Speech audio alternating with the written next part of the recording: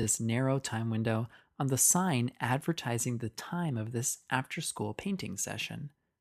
IV fibrinolytic therapy can also be useful during the acute management of serious venous and arterial thromboses, including severe DVT and PE with hemodynamic instability. See the thrombotic nest sitting in our pulmonary tree? Yep, it's our recurring symbol for PE. Fibrinolytic therapy is also an option during the management of acute myocardial infarction. So we've brought back our recurring sketchy symbol for acute MI, the acutely broken heartstrings of a heart shaped banjo.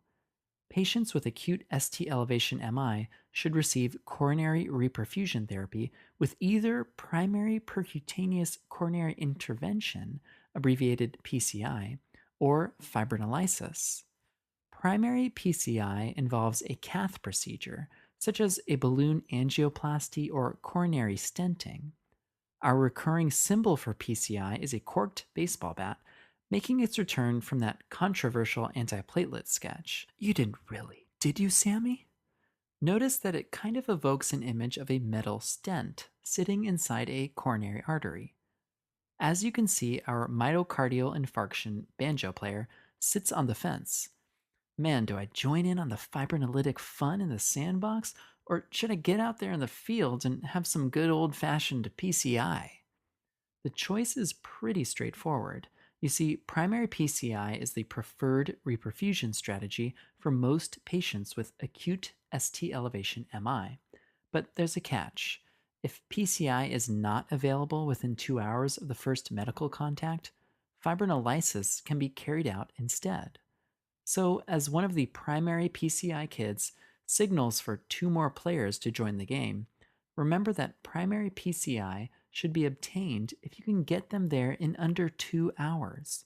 If that's not feasible, then it's fibrinolytic time. On the exam, however, clinical indications of fibrinolytics will not be the main focus. Most important to remember are the mechanism of action as well as adverse effects and how to reverse them. The main adverse effect, of course, is an increased risk of bleeding. It may show up on an exam like this. A 70-year-old patient comes in to the ER with chest pain, diaphoresis, history of angina. You guessed it, the EKG is showing ST elevations. Because PCI is not available, he's given streptokinase. A few hours later, he's not doing so well. He's comatose, he has asymmetrical pupils, irregular breathing. These are all signs of intracranial hemorrhage, represented by our other painter in the back, who's a little disoriented, has a red hemorrhagic stroke of paint on her cap, and definitely has some kind of asymmetrical pupillary thing going on. Though intracerebral hemorrhage is an especially concerning complication, hemorrhage due to fibrinolytic therapy may occur in the GI tract or other organ systems. There are numerous contraindications to fibrinolytic therapy when the risk of severe hemorrhage is just too high. This includes recent head trauma, like this stray plasma beam would suggest, any recent intracranial surgery, hence the scalpel shaped palette knife, if blood pressure is severely high for too long, as you can tell by the pressure she exerts on that paint bottle, any signs of hemorrhage on CT, and really if there's any active internal bleeding, period. Because this is ischemic stroke you're trying to combat here, any kind of intracerebral hemorrhage will get exponentially worse. Just look at her ruined, bright white hemorrhagic CT scan portrait. One more adverse event to mention, and it's specific to streptokinase. Streptokinase is antigenic and can cause allergic reactions, usually mild and consisting of shivering, pyrexia, or rash. Major reactions are rare, with anaphylaxis occurring in less than 0.5% of cases. However, that didn't stop this streptokinase kid from perfectly exemplifying this rare but serious side effect. Come on, son, read the label. He'll be fine. Okay, back to our patient with intracerebral hemorrhage. What if you want to reverse all this fibrinolysis you've started? Well, you've got some choices. On the exam, your go-to agent is aminocaproic acid.